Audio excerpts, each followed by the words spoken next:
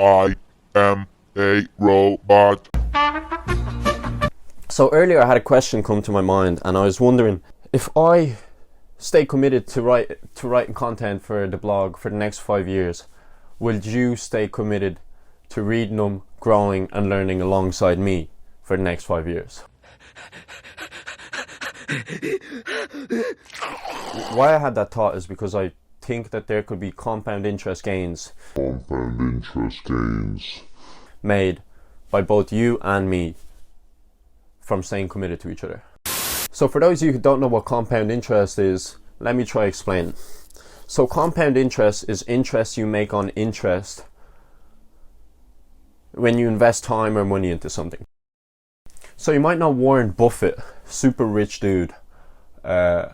He made most of his money through compound interest and by mainly just making smart investments. But he's a big believer in compound interest, and to give you a better example, I'm going to use Fry from Futurama. We don't seem to have your retina scan, your fingerprint, or your colonic map on file. Yeah, well, I did open the account over 1,000 years ago. What about my ATM card? Do you still remember your PIN number? Sure. It's the price of a cheese pizza and a large soda back where I used to work. Panucci's Pizza. Okay, you had a balance of 93 cents. All right. And at an average of 2.25% interest over a period of 1,000 years, that comes to $4.3 billion.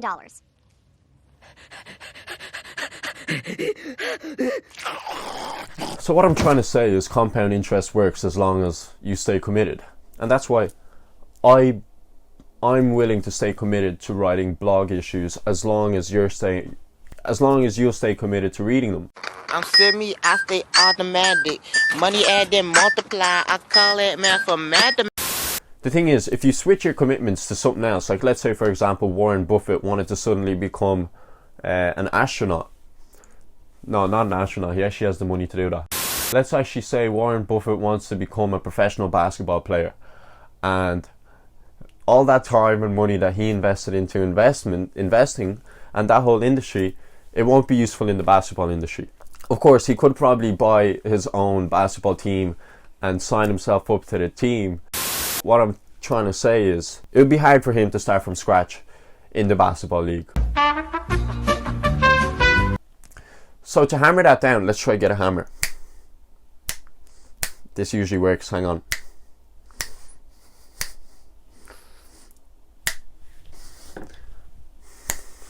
Oh, too small.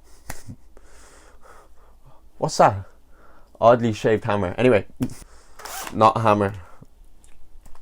Hey, now we're talking. Hang on, we can do bigger. We can do better. There we go. So to hammer that point, ooh, it makes noise. Listen, ooh. So to hammer that point down a little bit more. I like to move it, move it. I like to move it, move it. I like to move it, move it. You like to move it, move it. So to hammer that point down a little bit harder, I'm going to use a quote from my good friend Naval. So Naval says you should play long-term games with long-term people. It's like getting married, to be honest.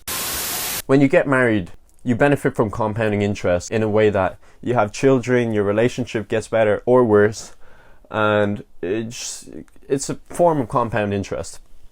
First you have to find the right person, and then by being with that person long enough, you learn to trust them and you learn to put up with their shit. I'm asking you, this is almost like a proposal.